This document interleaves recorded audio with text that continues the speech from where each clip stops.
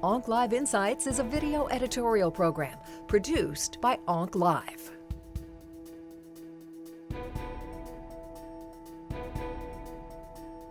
For patients with mantle cell lymphoma who are under, say, the age of 65, we typically recommend an intensive therapy approach. This could, there are a variety of reasonable intensive strategies. Usually it's a fairly rigorous chemotherapy program combined with rituximab, usually combined with high-dose cytarabine. There's the so-called Nordic regimen, which is the regimen I prefer. There is the R-CHOP with alternating R-DHAP regimen. That regimen is commonly used in Germany and in other parts of Europe. High response rates.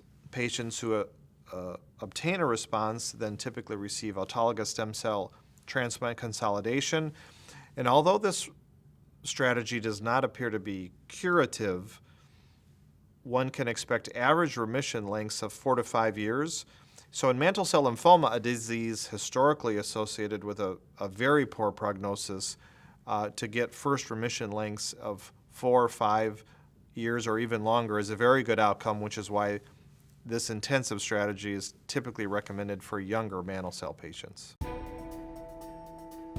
For patients with mantle cell lymphoma who are not candidates for intensive strategies because of either age or comorbidities, there are a variety of non-intensive regimens that have good activity. My personal favorite is the bendamustine rituximab regimen. Usually administer that for 6 cycles, followed by 2 years of maintenance rituximab therapy. There's an ongoing U.S. intergroup trial that is looking at that combination with the proteasome inhibitor bortezomib added to the induction, and then also looking at the addition of lenalidomide to the rituximab as a maintenance strategy. We think that's a very good trial that could establish a new standard of care for older patients with mantle cell lymphoma.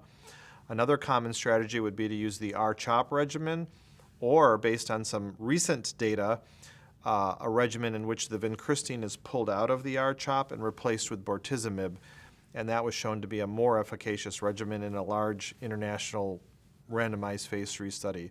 So those would be the most common strategies utilized for older mantle cell lymphoma.